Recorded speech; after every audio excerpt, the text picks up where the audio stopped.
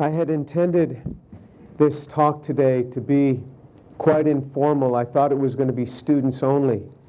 And with students only, I can speak far more frankly because professors tend to be much more cynical. So, with that, let me talk about propelling your career. And this is just based on different things that I have seen, things that work and things that don't work, and things that I've done.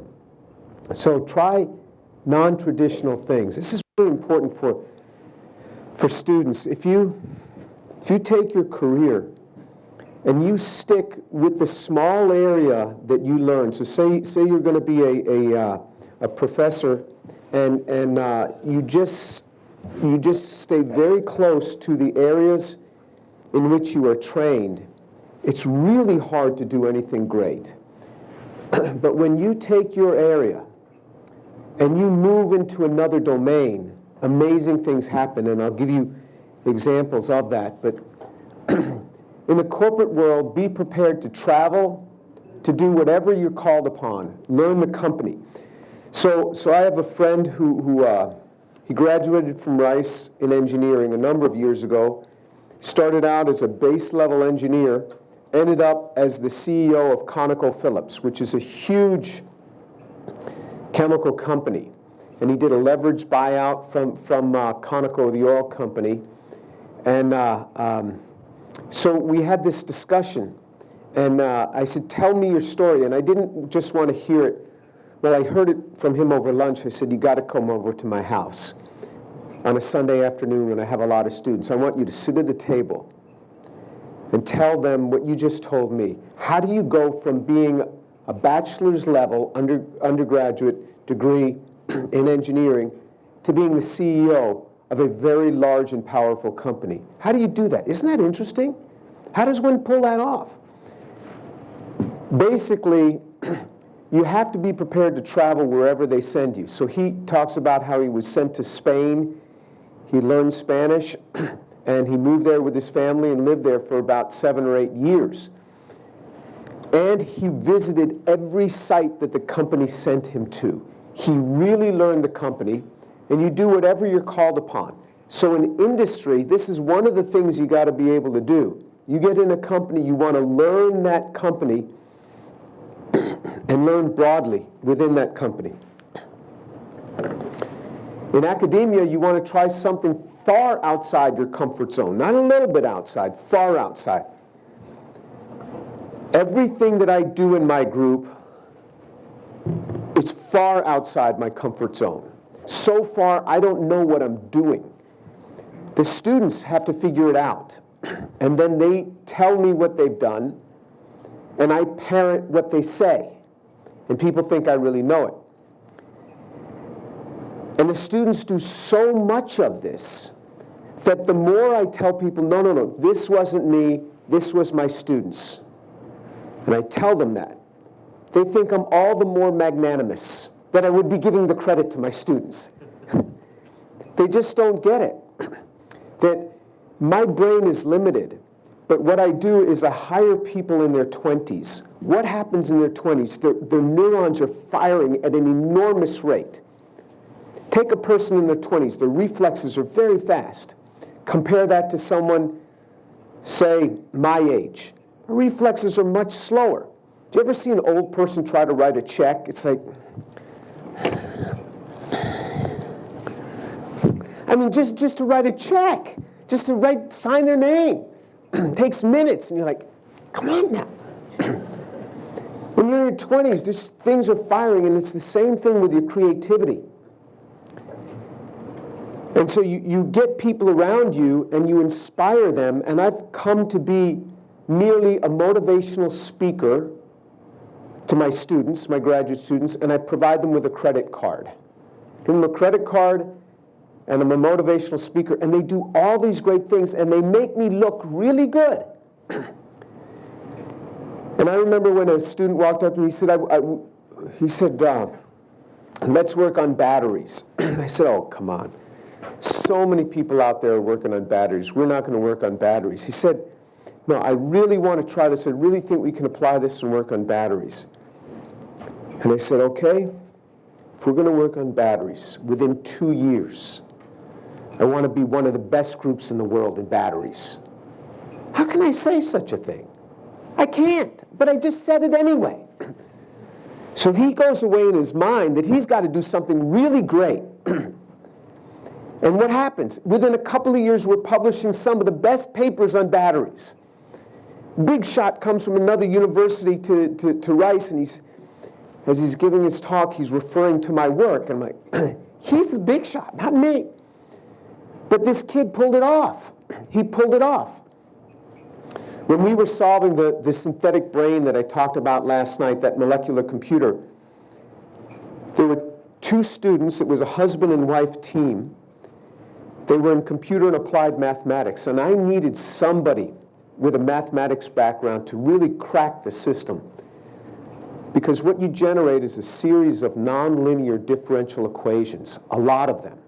This is very hard to solve. So much so that my colleagues in computer science said it can't be solved. So I heard these 2 students were leaving Rice with a master's degree because particularly the husband within this couple did not feel challenged enough, and he was going to take a job with Microsoft.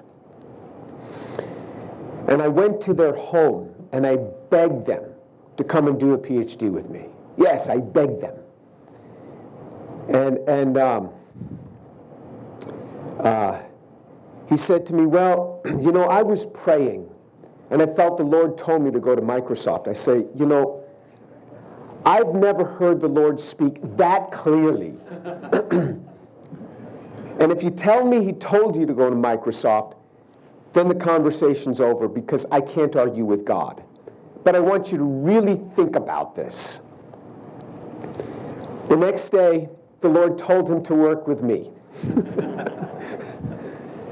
And he came to work with me, and the guy was amazing, and he cracked the problem. The result was I became a faculty member in the Department of Computer Science at Rice University as well. That's how monumental it was that he cracked this problem. But he was also scatterbrained. The most creative people in my group have been scatterbrained. And I wrote an article recently called Genesis of Creativity. I wrote it a few years ago, and it published in ACS Nano. And where I interviewed the 3 most creative students that I had during my career. And they were all doing wild and crazy things, certainly non-traditional. But they all had the inability to even put together a weekly report. I get a weekly report of all my students, and that's how I keep track of them. So if they're going down some rat hole, I steer them back. And I meet with them face to face, eyeball to eyeball. Tell me what you did this week, and we look over the report. I put it up on the screen. The people working on the same project are up there, and we're going back and forth.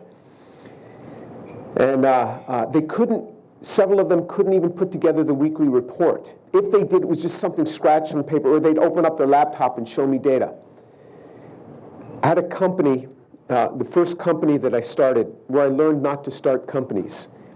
And the chairman of the board was Michael Nesmith. Anybody here ever heard of Michael Nesmith? There you go. The Monkees. The Monkees were a rock group when I was a kid. They're contemporary with the Beatles. Them you've heard of, right? And Michael Nesmith was the bass player. The tall guy wore the hat, the wool hat all the time. Well, he started MTV. He was the founder of MTV. And so I asked him, how did you deal with such diverse personalities? Musicians are musicians. They and they're hard personalities to work with. He said, Jim, you have to expect from them what they can deliver, and they'll really deliver for you. But don't expect from them what they're unable to deliver. And I've always held on to that. These folks are so creative. They're like Rain Man. I mean, just amazing in what they can do. But they can't write a little document. Nonetheless, they would do these sort of things, and so we would do these untraditional things. You step far outside your comfort zone. And we'll give you an example of that in just a moment, and here it is. So we published this paper. This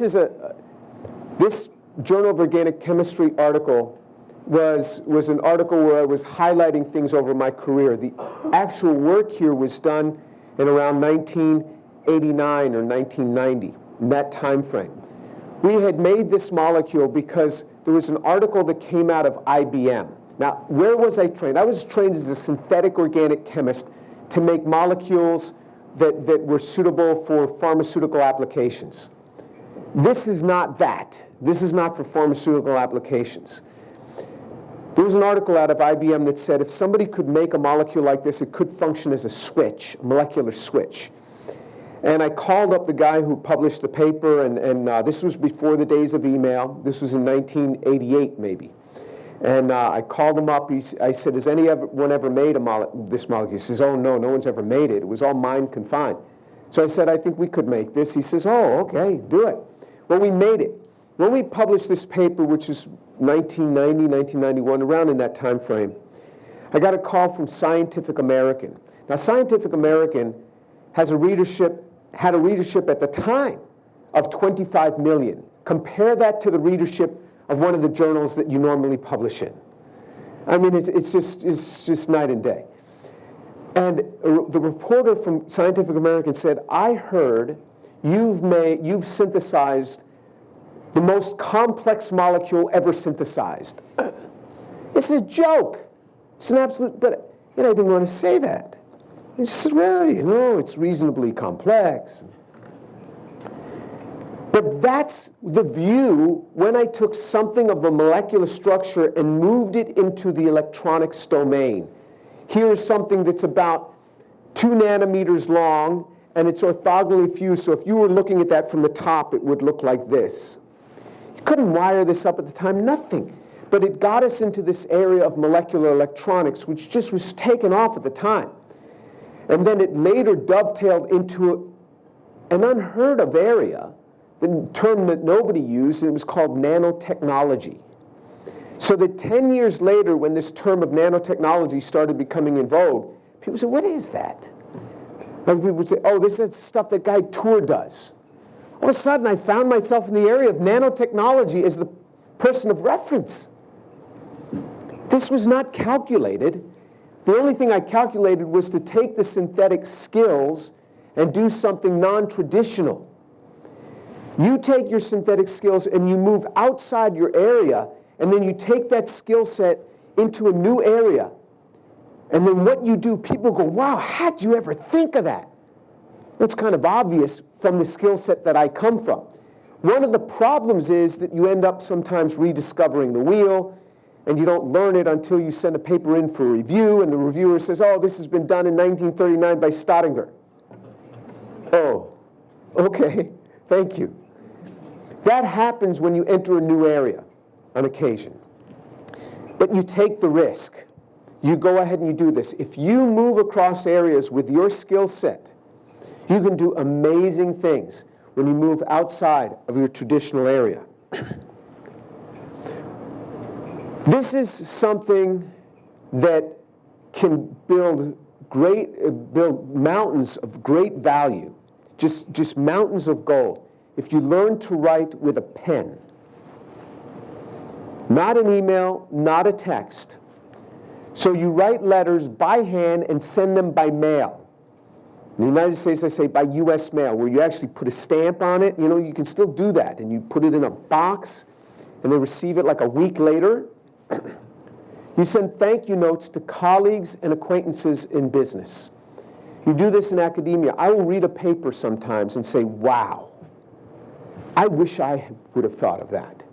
And I will write a letter to that author, the corresponding author, and say, I was really impressed by your paper. I just wanted you to know that. They think, wow, an email is so cheap. It comes so easily. But that I took time to write a letter, and especially people of my generation, it means something to us. And every company you go into, it is going to be owned by people my age and older. So you say, who's that old guy walking around? Oh, that happens to be the founder and owner of the company. A handwritten letter means so much to them. You do that, and you keep a record of all the letters you've sent. Just start a spreadsheet. So there's some categories from a spreadsheet. So I wrote to Neil Lane. Neil Lane was the former director of the NSF, of the National Science Foundation, and then he was chief science advisor to Bill Clinton. He came and he taught a class for me because he's now a professor at Rice University, and he taught my class for me because I like my students to be exposed to key people. So I wrote him a letter of thanks, and I just put the date there.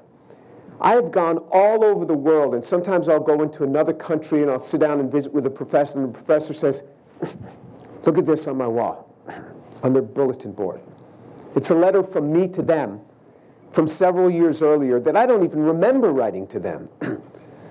But when you write so many letters, so every Saturday when I go into my office, the first thing I do is I sit down and I just write 5 letters to people that I met that week that I think could be key people to know, key influencers in the field, or key people that need a word of encouragement.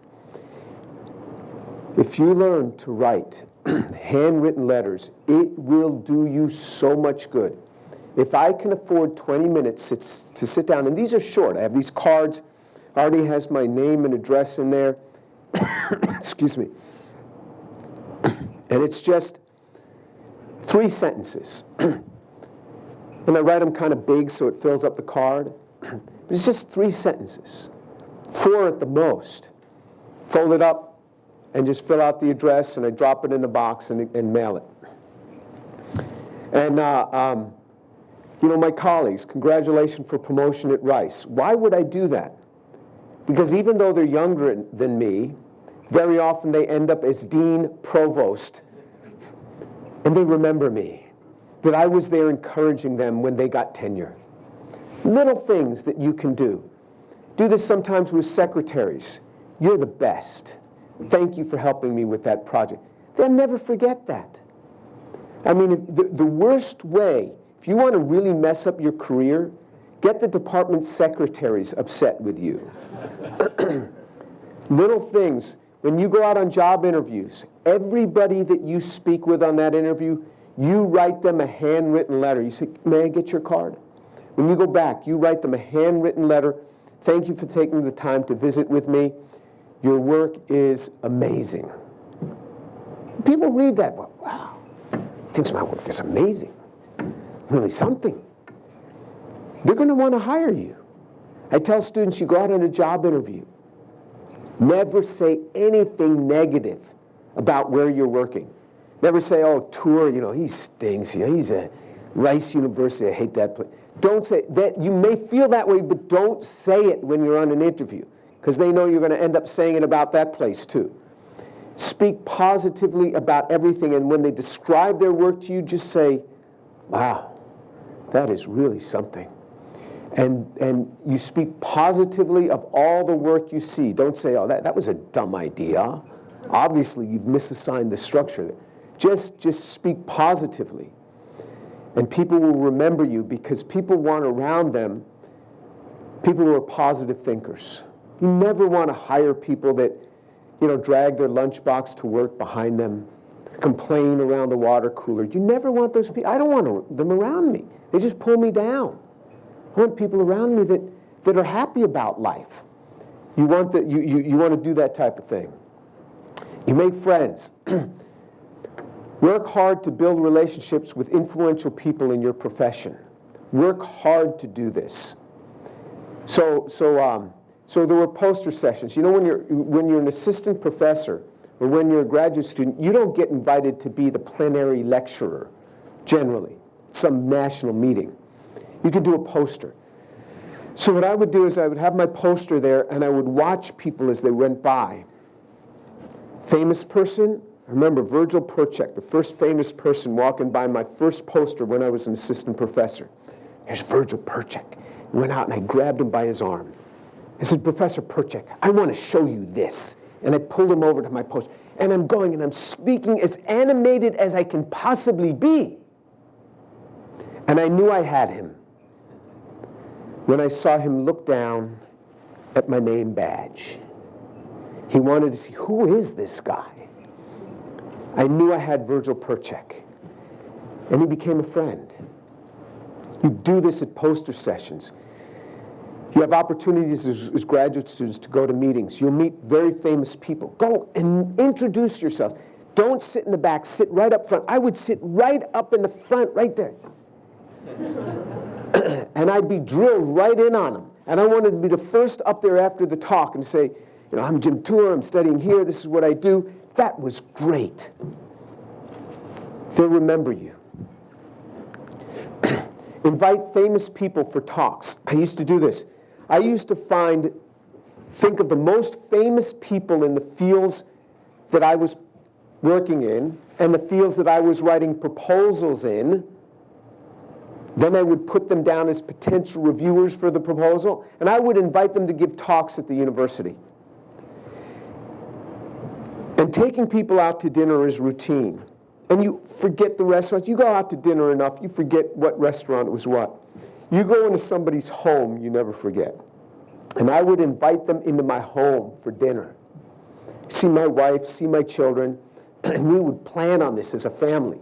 I would tell the kids, you cannot be yourselves. You have to be good tonight, right? And we'd get all prepared as a family. And when I was an assistant professor, I just had the two little girls at the time, and my wife would get them all decked out in ponytails and all these things. And we were on our best behavior, and they remembered that evening. And I wouldn't invite lots of colleagues because I didn't want the distraction. I wanted them to remember me, remember my home. And then I'd put them down as potential reviewers for my proposals and the papers that I'd send in. Very influential people. 3 people that I invited my first year as an assistant professor. 3 people subsequent to my invitation, several years later, won the Nobel Prize in chemistry. 3 of them. So Alan McDermott, Bob Grubbs, and Dick Schrock. 3 people subsequently won the Nobel Prize. So I was choosing them right. I don't know if my inviting them had anything to do with their getting the Nobel. But this is where I was shooting. I was shooting right for the top. I'd say, I'd like you to come and visit the university. Oh, I'm so busy. I know. But just, not this semester, next semester, whenever you can make it. I was just persistent in their coming. So just maybe you can merge it in with one of your future talks. And they hate to, if they're a good guy, they don't want to disappoint the new assistant professor. They don't want to break his heart. And they would come. You invite famous people for talks, and then what happens is when you're coming up for promotion, you put their name down, and all of a sudden you got a really big shot writing a letter for you and say, yeah, I know this person. I know their work. I know what they've done.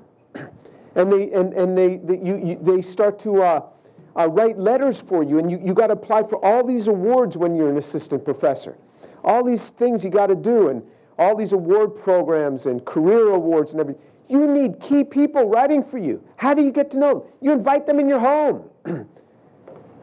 And I don't care if you have to cater it. I mean, you get them in your home in a setting where they're going to remember you.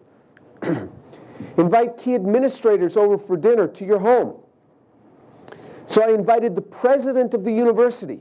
My colleagues were shocked. Why don't you start with the department chair? And then maybe go up to the dean. I mean, just go boom right to the president?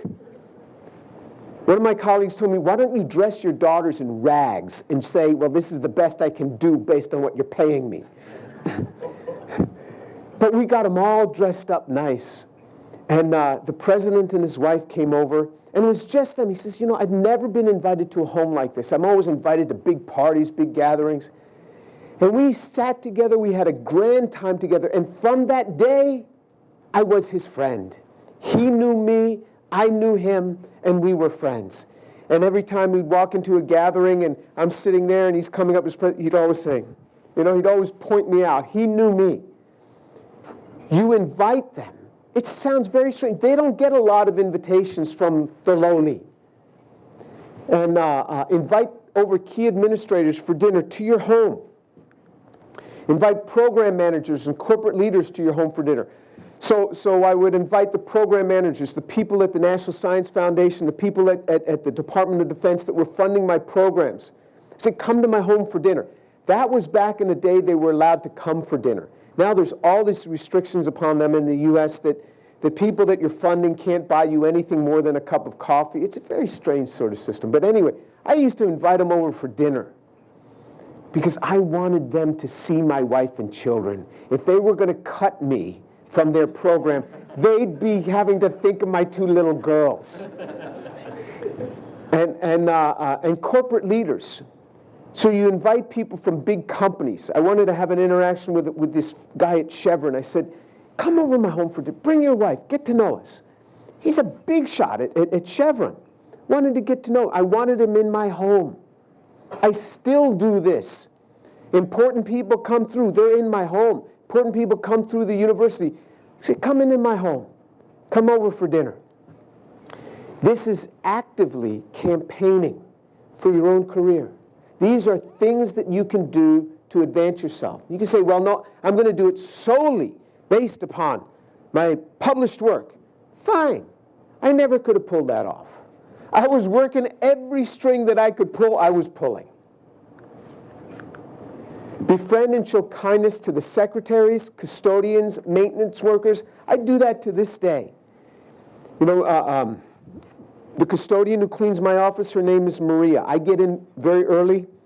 She's going around very early, and whenever she steps in my office to straighten things up, I say, Maria, how's your family? How are your sons doing? She has 2 sons. Because if you ask somebody how they're doing, they say, fine. You ask somebody, tell me, how's your children? They'll never forget you. If you show interest in somebody's children, they will never forget you. The people that I value most in this world are the ones that have done good things for my children. You want to be on somebody's good side? Do something good for their children. Then they'll really remember you. The same thing works with God. You be nice to his son, he'll remember you. Befriend and show kindness to secretaries, to custodians, to maintenance workers. My colleagues say, how come every time you want something, you get it?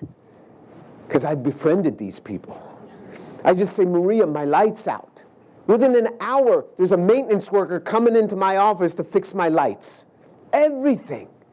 I say, Maria, I got a meeting in the conference room today. There's some students in there. It's not looking very clean. Oh, I'll take care of it. Boom. She stops everything to go and straighten up for me. These folks can make or break your career, especially the department secretaries. Learn to be nice to them. You give them a card. So my wife sometimes will make a little Christmas basket for Maria, the custodian.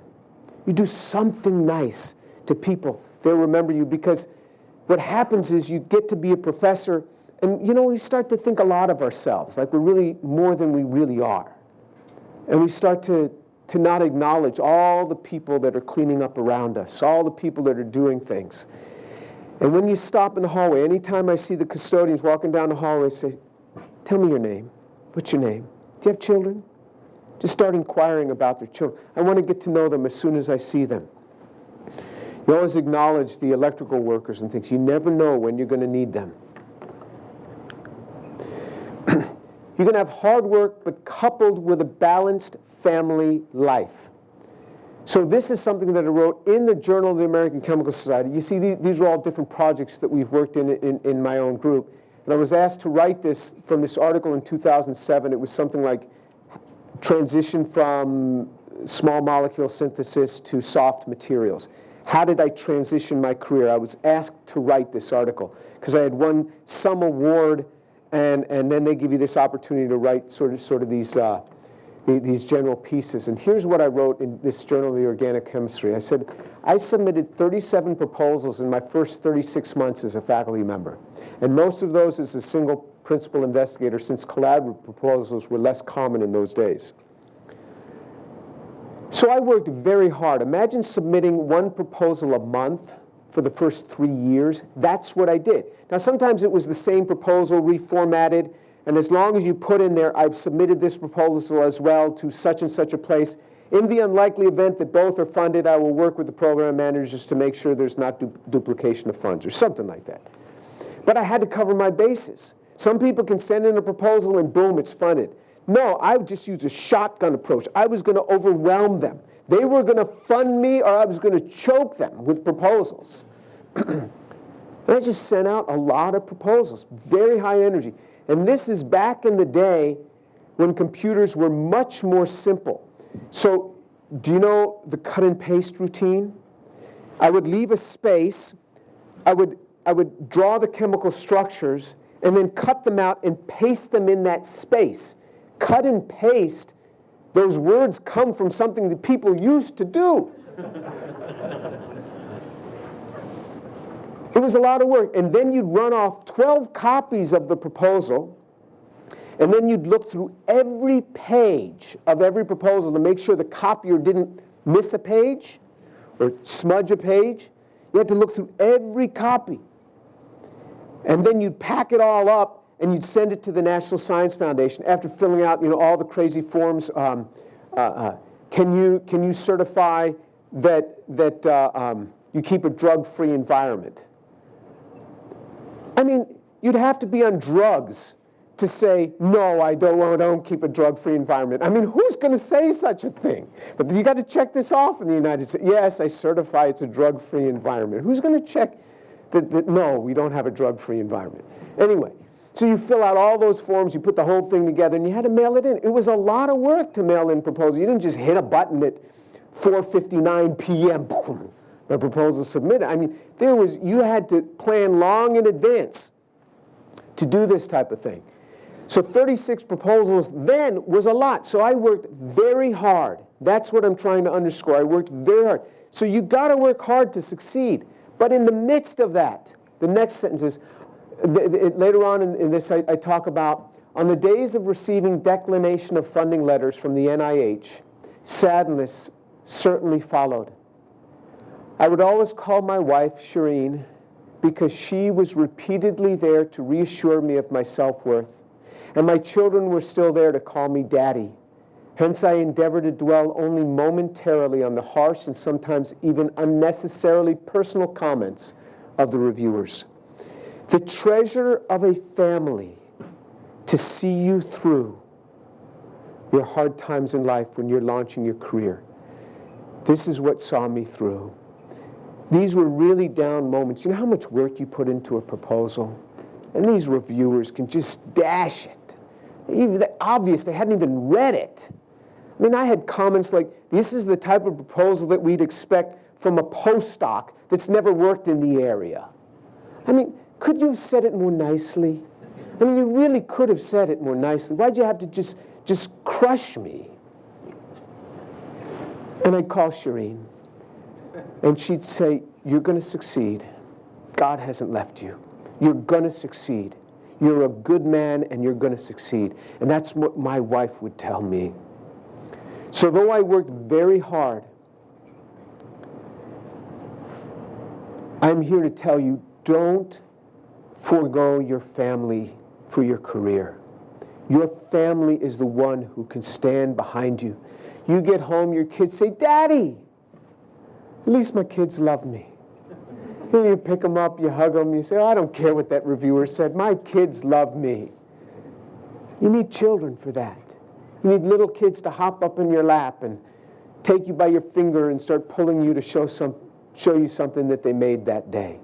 This is what family does. I wrote this. This is a quote from the article. You can go to that article and read this.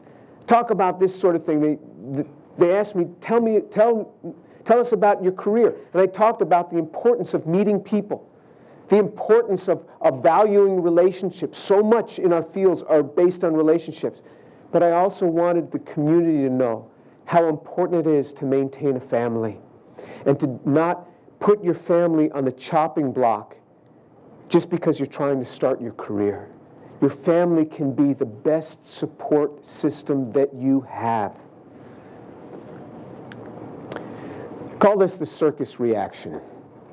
You can take zirconocene dichloride, dibromomethane, and zinc shavings and stir it around at room temperature. for 3 hours in tetrahydrofuran and convert that oxygen to the methylene group. For those of you who are organic chemists, this is a very important reaction. It's equivalent of a Wittig reaction.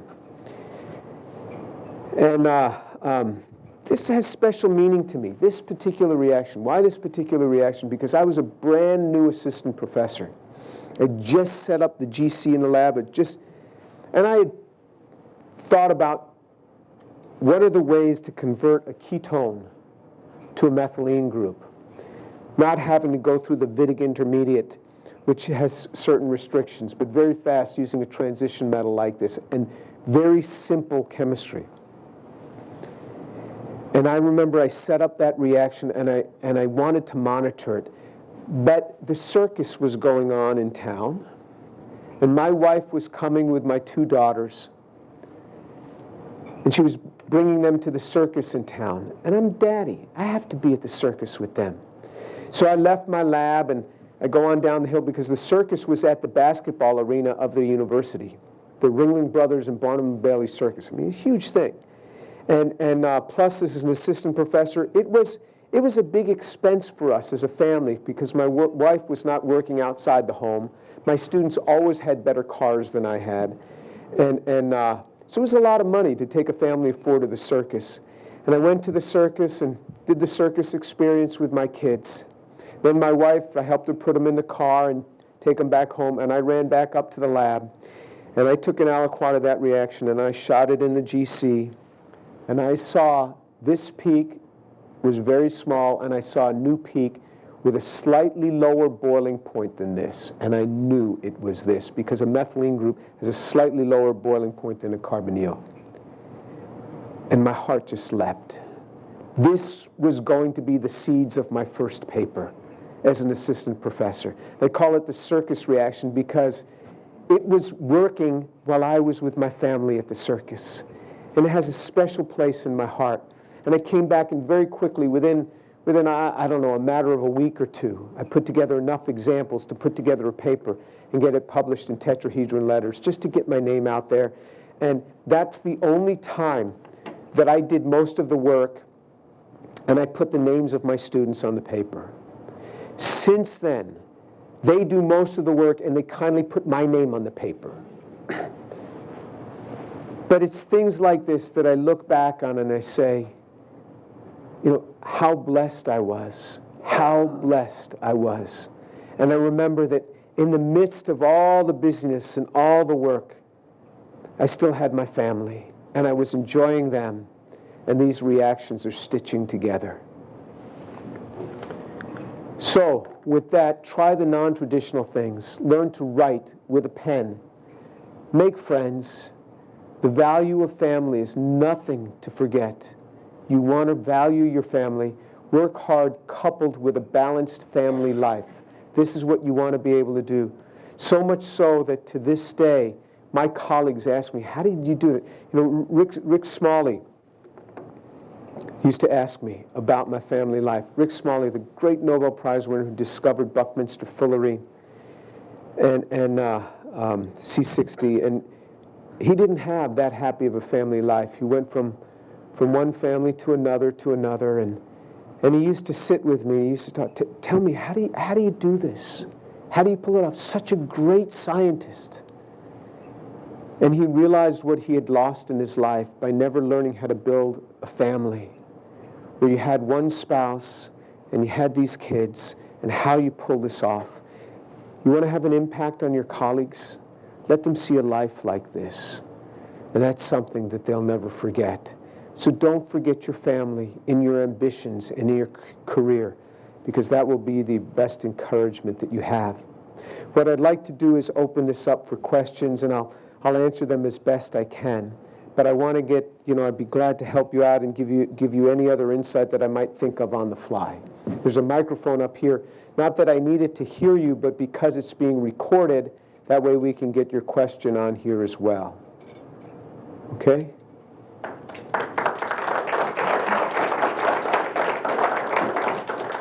Hi, thanks a lot for that. I'm an assistant professor here in the Department of Chemistry. God bless you. I'd love to chat some chemistry if you have a couple minutes after this. a lot of great advice, and a lot of that really hits home for me. Just wondering if you have any extra advice for those who are early on in their graduate career. I've got a couple of my graduate students here. Just wondering if you have a little extra advice for those who might not be at the assistant professor level quite yet. Right. So part of this, it goes directly to them. They certainly go to meetings and give posters and learn to meet these famous people. Sit right up in the front row. Don't think that because you're a student, you got to sit in the back. In fact, nobody's going to kick a student off the front row. You get special treatment. A student sitting on the front row is a big deal at a professional meeting. Go over to the person who's about to get up and speak. You'll see the famous person standing off on the side. Go up to them and say, I've always admired your work.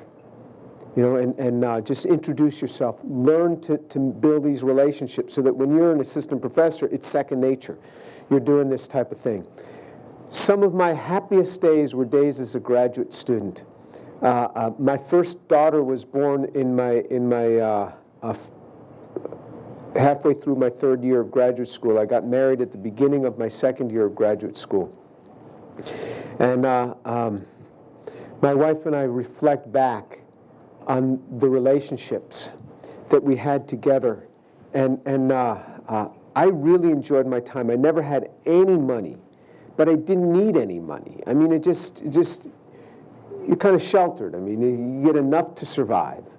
And really enjoy those days. I had some rough times in my graduate work in that for the first couple of years I wasn't generating much data, and I had real questions about whether I could ever be a successful chemist. I had real questions about that. And I remember as a graduate student where I felt my professor was really hard on me, and I was working as hard as I could. When things aren't going well in the lab, you can be working very hard and it doesn't look like you're even working. Because every reaction you try doesn't work. When things are going really well, you don't have to work that hard because everything you do is working. And so I remember going up on top of a hill that overlooked the university and just saying, Lord, I don't even know if I'm going to be able to pull this off. And I set up a meeting with the chemical education instructor, thinking that maybe I'll just do chemical education because I'm obviously not going to make it as a researcher. And I remember going and having a discussion with him. Maybe I'd switch to his group and just do chemical education where, you teach freshman chemistry your whole life, do science experiments and blow up balloons filled up with hydrogen and oxygen. And look at what's happened. And so I persisted, and things started to work, and things started to get better, and they turned around. And I was learning the seeds of what I had to do, but nobody ever told me the things that I'm telling you today.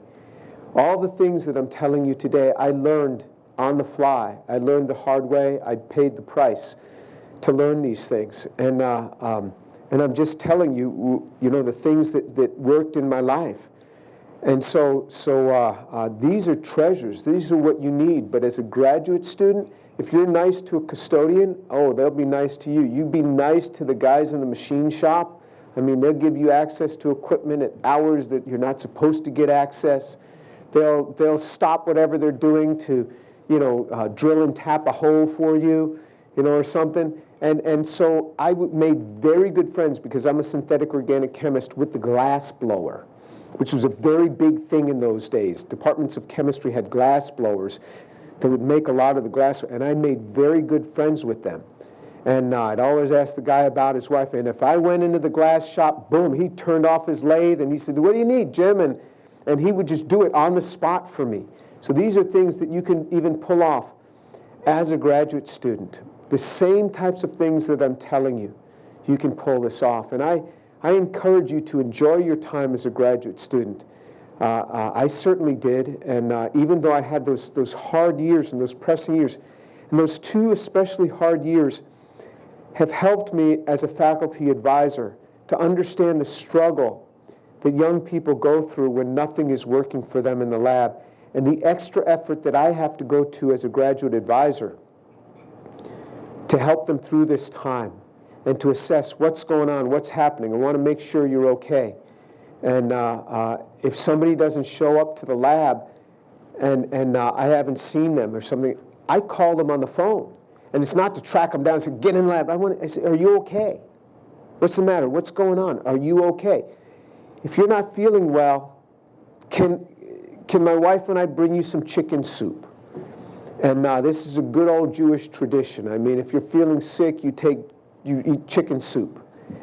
I said, can we bring you chicken soup? They almost always say, no, it's okay, don't bother. But they'll never forget that I asked.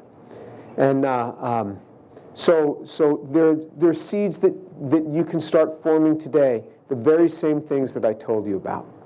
Does that help?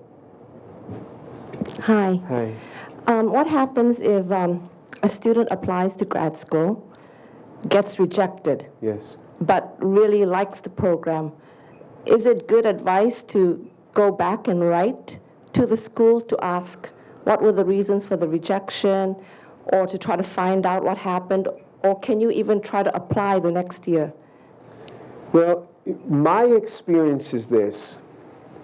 Every time we've admitted somebody to graduate school that was initially rejected by the graduate committee, and that student is appealed to a professor, and the professor intercedes on their behalf and tells the committee, look, I want this student, and it come in. That student has a very hard time in the department. The level of the department is going to be too tough for the student. They need to be in a chemistry department that's more suited to them. The worst thing that you can do is come to work every day and feel that I'm the weakest in the class. Everybody else is getting it. I'm just not getting it. Not every student in the United States needs to be at MIT. Not every student needs to be at Harvard. We have a great gradation of universities. I needed to be at Purdue University and not at a higher level university. I wasn't accepted to MIT. I wasn't accepted to Cornell. I was accepted to Purdue.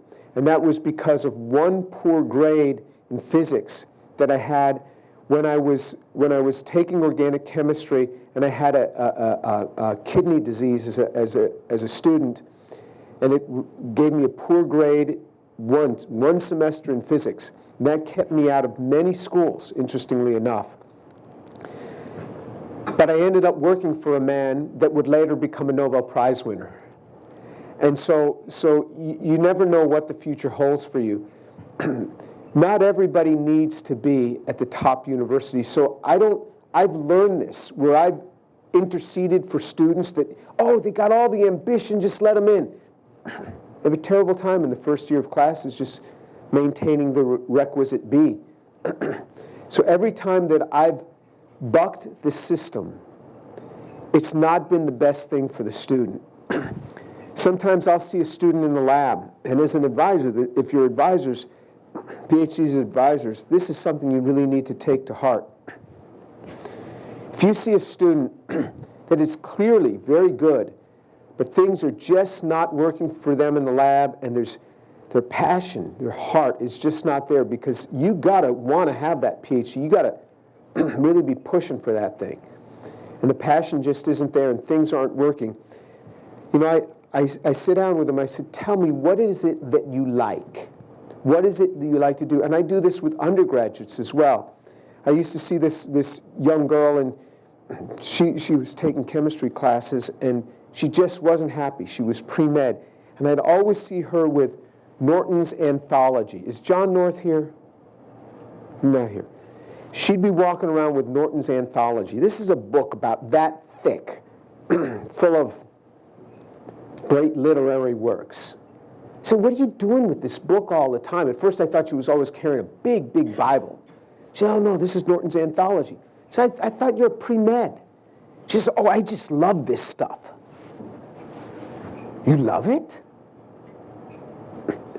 She didn't want to be a physician. She was miserable. But her parents wanted her to be a physician. I said, why don't you become a professor of English literature? Well, you think I could do that? I said, absolutely. I mean, she just got all excited.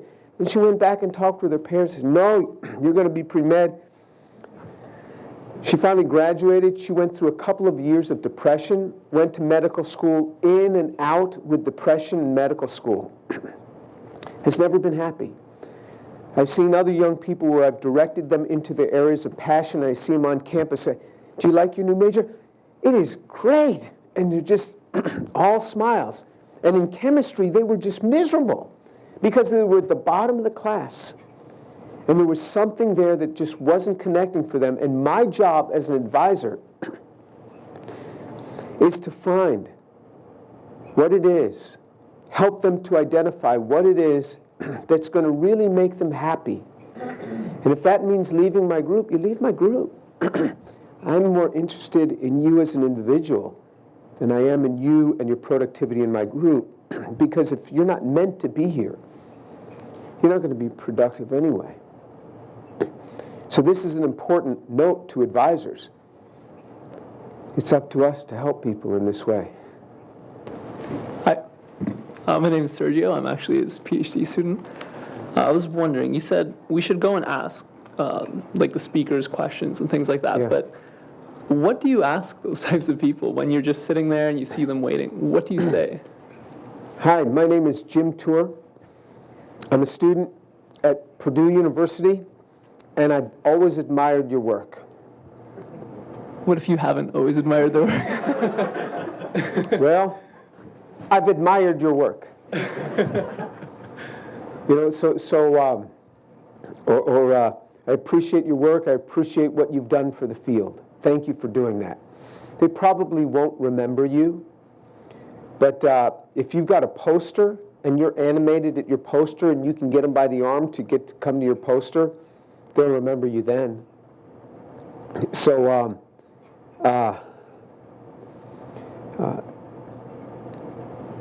you know, other times I would ask them about their science. I had real scientific questions, and I'd pepper them with questions.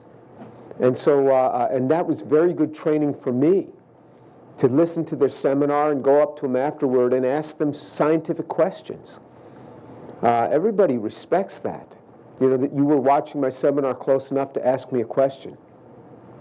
And sometimes I was embarrassed. I remember I walked up to Paul von Schleyer. Anybody remember Paul von Schleyer? Any chemists here remember Paul von Schleyer?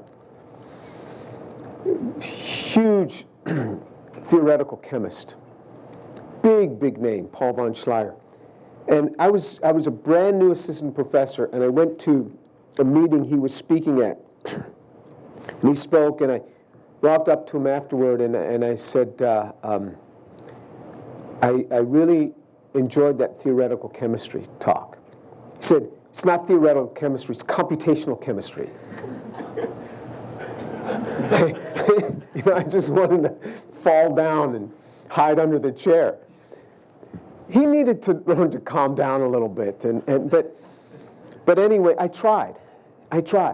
Now, much later on, after my career was established, I remember going into Paul von Schleyer's office, and we had, you know, a real, you know, heart-to-heart talk, and I reminded him of what he said to me, and how it really hurt me. I remember I was a postdoc at Stanford, and George Whitesides was speaking in this symposium. Anybody heard of George Whitesides? Yeah, big name from Harvard, big name. He was a big name 30 years ago when I was a postdoc. He was a big name. So he's talking to somebody outside on this courtyard. It was, you know, during one of the breaks or something. And I thought, well, I'll just move in close, so as soon as he's done talking with this other person, I can be the next one to talk, because everybody wanted to talk with him, and I wanted to meet him. And my question was this, was to ask him, what are the hot areas in materials organic chemistry that I should be thinking about? Because he was, you know, really had started to move in that direction, and he was a trendsetter. So he's talking to this guy, and I'm just, you know, I don't want to, it's not like I wanted to listen in on their conversation, but I wanted to be next. So I was just standing there quietly, and he's talking to this person, and he looks over at me, he says, "Yes?" I said, "Well, I just wanted to ask you a question." When he's done, he says, "Okay, you go sit over there. When I'm done with him, I'll call you." So I went and sat over there, And then I remember he was done with this person and he goes to me. Some professors have no tact. They have no idea how much they can break the heart of a person who had admired them so much. But anyway, I asked my question and he was very clear on what he thought and the direction, and it was helpful. The next time I saw him, it was at a Materials Research Society meeting. I was a couple of years into my being as an assistant professor. He attended that meeting because he's at Harvard, so he doesn't have to, he just gets on the T and just goes right down the thing, and he's at the meeting. He was speaking just before me. He got done speaking, I got up. He went all the way to the back of the big lecture rooms and is just talking to somebody, very rude. I'm giving a lecture. So I just ramped up my volume and I'm going animated. And I see him, from the end, he looks at me and he starts watching me give this lecture. Then I start seeing him, he's walking up. He wanted to get closer. Then he sat down on the end and he's just watching. I knew I had him. He would never forget me after that day. And I remember going and talking to him afterward, and he said, when you do a sabbatical, come to my lab. And I did. A few years later, when I was doing a sabbatical, I went to his lab. So one of the things you have to have in our field is you have to have a thick skin.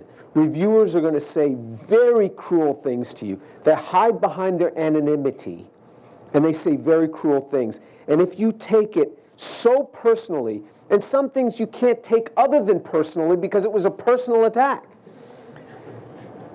you gotta go over this. You can sit in the corner for half a day and suck your thumb and rock back and forth, but get over it, get up, and start going on again. You got to get, and sometimes you'll feel your advisor just said something to you that was so cruel. All right, you just got to get over this thing and press on, okay? Thank you. All right. Hi, Dr. Tour. My name is Kyle. I'm a first-year student here.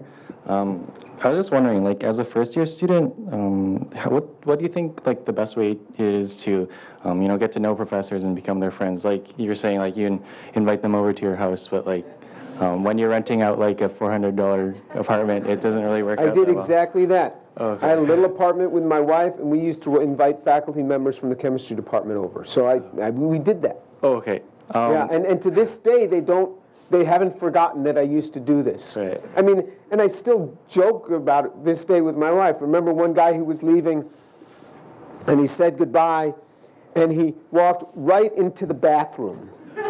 He mixed up which door was which, and so we still joke about that to this day. Anyway. Okay, thank you. Because, as a professor, in terms of my own perception, you guys always seem really busy and preoccupied with other things. So, Yeah. for me, I always find it difficult to understand. talk to professors. What I tell undergraduates is this. I give a similar lecture to undergraduates, and I say, you find out who the movers and shakers are in this university. You have enormous access to them purely because you're a student.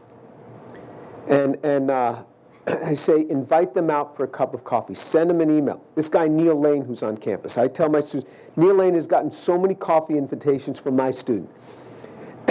Write to him. Say, I'd like to take you out for a cup of coffee, or I'd like to take you out to lunch to the pavilion on campus. Spend the $5, buy them lunch, and get to know them. They generally won't allow you to spend money on them. They'll pick up the tab anyway.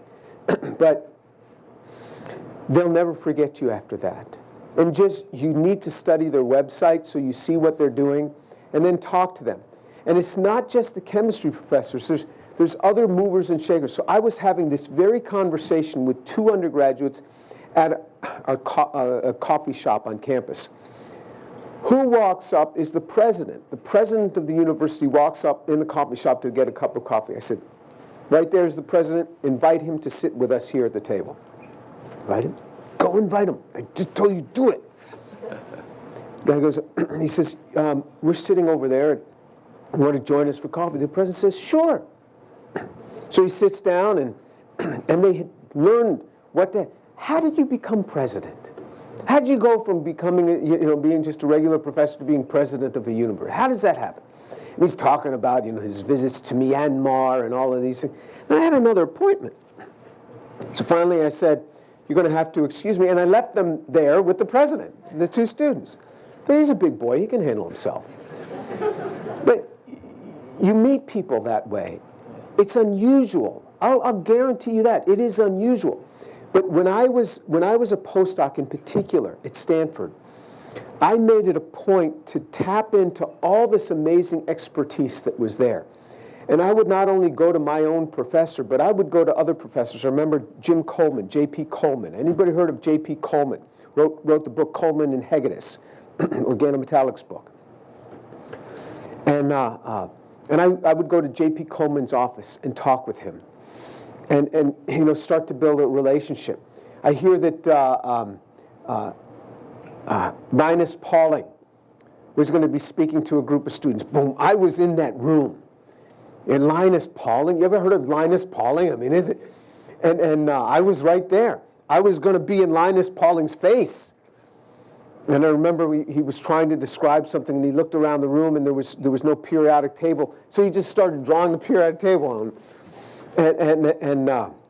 And he was in his 90s at the time or something, around 90 years old, and he was just going gangbusters. He said vitamin C was really helping him or something. But you can certainly do that and tap into their expertise. So I would go to other professors that might be able to help me with the chemistry that I was working on, and I'd ask them questions. And they'd get to know me because I was in their office. Now, some professors you just can't get to know because they're so standoffish and they got personalities that are just terrible. And that's their loss. But other ones, you're a student, you have enormous access to them. And if you want to start a company someday, and go and meet some of the professors in the business school. Say, hey, I'd like to take you to a cup of coffee, and tell me, how is it you start a company? How do you go about these sort of things? Tap into the expertise that's there. The vast majority of students never do that. So the number of coffee invitations that most professors get is 0. So when they get yours, it's not like one in a mass of them. Right. It's only yours. Okay? Thanks so much. Hello, Professor Tour. I'm Jeremy Vandenberg. We met last night. Yeah, we met, and this afternoon. Yeah, I didn't give you my name, but I'm in my final year engineering here. I'm just wondering, as we go into grad school, what's the best way for grad students to promote the community and help each other out in the graduate setting? Well, you can certainly be an encouragement one to another. You can be an encouragement. There's so much negativity. Oh, it's terrible here. Everything is bad. The weather's bad. The administration's bad. The professors are mean. You can take a situation and speak one positive word into that and change the whole tenor of a conversation of a group. You say, I've kind of liked it here. And I'm kind of excited here. And all of a sudden, oh. So even just speaking a word of encouragement can help out other people. And that doesn't mean that you have to constantly be nursing people along. Just speaking a word of encouragement can be a real help to people. I loved my time as a graduate student. I thought it was great. I had that struggling 2 years, but overall, it is a great, great time as a graduate student, and tap into the expertise that's all around you. And other people will see that and they'll learn from you. Be a model. Well, thank you. All right, thank you, Jeremy. Hi, my name is Mohammed Irfan, and I'm a PhD student at the Department of Civil Engineering. Right. So just wanted to get more personal about the family thing. Yeah. You told us all the fruitful things about the family life with the PhD, with the grad student. Now let's be the devil's advocate and share your experience when you had arguments with the wife during your grad student because you're not earning enough and you're like poor. You're poor. So how did you tackle that? That was interesting. So I rarely ever worked nights. I would get in the lab at 6 in the morning, leave at 6 in the evening. Rarely ever would come in the evening. And one day, my wife and I had an argument. So where am I going to go? I went to the lab. As soon as I walked in the lab, one kid from Iran looks up at me and says, "What, you have an argument with your wife?" Oh, man. So these things happen. And you work your way through these things. My wife and I have gone to professional counseling several times. And we get tune-up, and we're better. What we went through was not magical. She's from a different culture than I am. So we had marriage that was, the difficulties were exacerbated. The way she views family was very different than the way I view family. So close to her sisters that she had to talk to every one of them every day. I'm like, can you just speak twice as much today and then not call them tomorrow? And there were lots of issues like this. And I remember, there were some counselors that we would go together and we'd go once and we'd get out of there. We thought, man, we know more than this guy. I mean, this guy's an idiot. And we joke about it. But I remember we went to see this one counselor who was a professor at the university. And he talked to both of us and he said, Jim, I want you to know something. Your wife is a normal sinner. You are a messed up sinner. And I said to him, okay, whatever you tell me to do, I will do. I want to get this thing right. And we never went in, never had the intent of getting a divorce. We were going to work this thing out. And I'll tell you, within a matter of a couple of sessions with him, I was set. And he'd tell me things that I needed to do to get right. And things got better. And then you go through things, things happen, and then you go in for another tune-up. It's just like with a car. I mean, it gets better and even fixed, and then after a while you need to do some preventative maintenance here. And marriage is like that. You do have to work things out because things aren't always sweet. But what I'll tell you, what's really sweet is that when you work it out, your family life becomes all the stronger. All the stronger. And you end up looking back at things and just laughing. Remember you did this? Yeah, remember you said this? We just laugh about this. Now, we look back and reflect on it, and we go back and forth, particularly because I'm a very strong personality. And my wife is very gracious, but she's learned that for survival, she's got to stand up to me. I don't just dominate the whole thing. Ta-da, I'm home. Everybody stop what you're doing and take care of me, sort of thing. So you work this thing out and it becomes all the richer, all the richer. I have, on my website, I have a series called Scriptural Sexual Ethics. And it's predominantly for young married couples. And it's a 6-part audio series. So if you went to jmtour.com or just Google Jim Tour, you go to my website, all the way at the right, there's a personal topics section. So nobody can ever say, oh, you've mixed that with your chemistry. No, you went to personal topics, it's your fault. You shouldn't have clicked it. You go there, and it's under audio files and under series, Scriptural Sexual Ethics. And it deals with the heart of man and the heart of woman. It's a 6-part audio series. You can just download it or listen to it, just web stream it, and each part is about 30 minutes. It's about 3.5 hours in total. And if you listen to this with your spouse, it will change your marriage. And I know this because many people write to me, and they say, we are different because of this. We're getting along so much better. I know even my own students, I've sent them there, and they say, this is amazing. And what it is predominantly, it is what does it mean to be a man, and what does it mean to be a woman, and working through that relationship. Okay. All right? Thanks for that. Okay.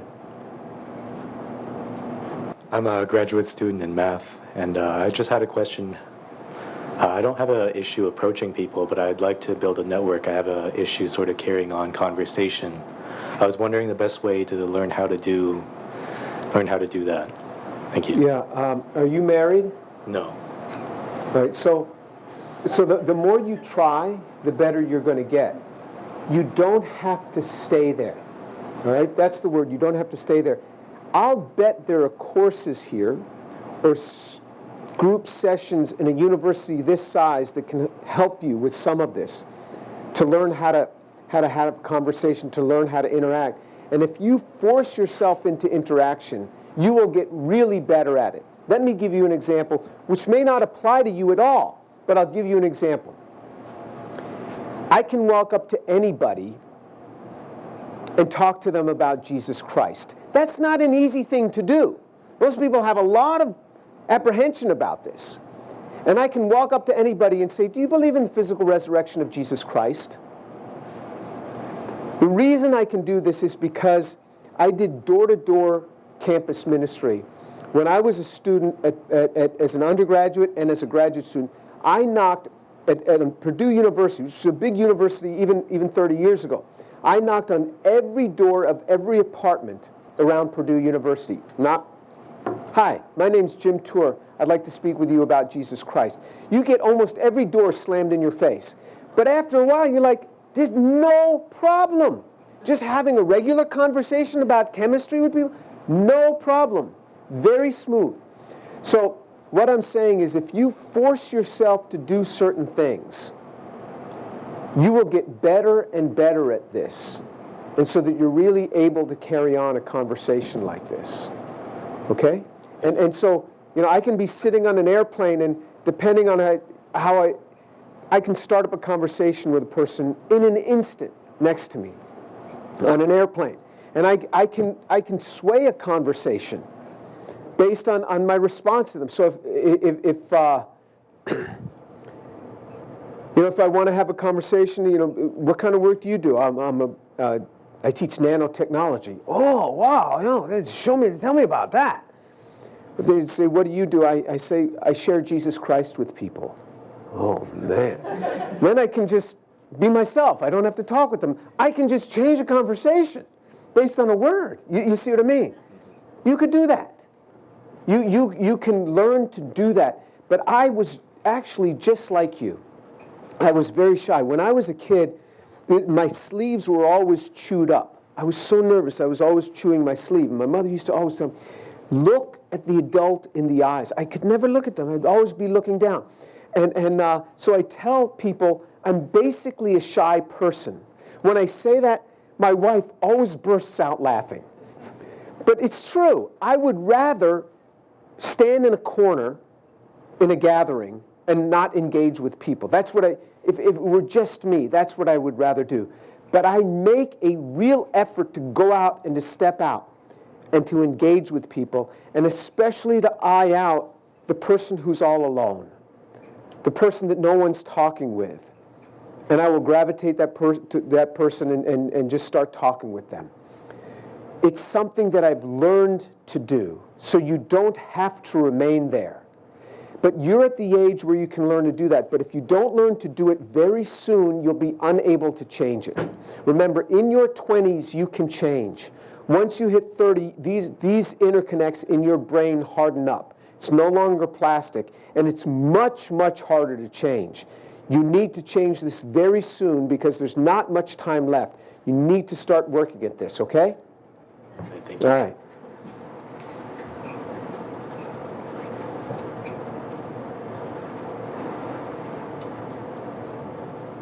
Well, we will call it then a session. Thank you very much.